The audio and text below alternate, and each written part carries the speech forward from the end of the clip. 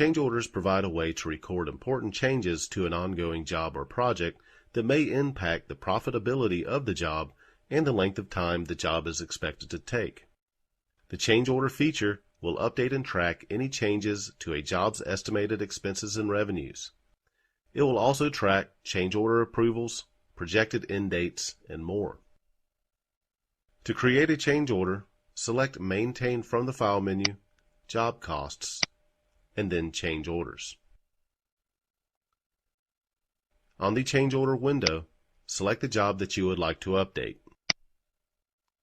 Enter a change order number and the date that you would like the change order to take effect. If there has been a change in the length of time it will take to complete the job, check the Change in Schedule box and enter a new projected end date. Also add notes that describe the reason for the change. If updates are to be made to the job's estimated expenses or revenues, record them in the Change Amounts table. Enter a positive number for the estimated increases and a negative number if an estimate is being reduced. Note that a change order can only be created for a job that has estimated revenues recorded with it, even if the change order is for updating only estimated expenses or the projected end date. Note that if you're unsure of the job's current estimates, simply select the View Current Estimates for Job hyperlink to view the job's current estimates. If approval is required for job updates, enter the approval status information at the bottom of the change order. You can also check Apply to Transaction if the changes on the change order have already been accounted for on a transaction.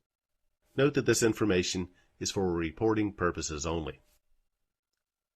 Once the change order has been completed, it can be saved for approval. Once approved, click the Print button to print the change order, and then click the Update Job Estimates button to automatically update the job's record information in Maintain Jobs. Overall change order history can be viewed with the job in Maintain Jobs, and detail about completed change orders can be accessed via the New Change Orders List window. Thank you for taking this Anytime Learning topic. For information on additional training options available, visit us at sageu.com.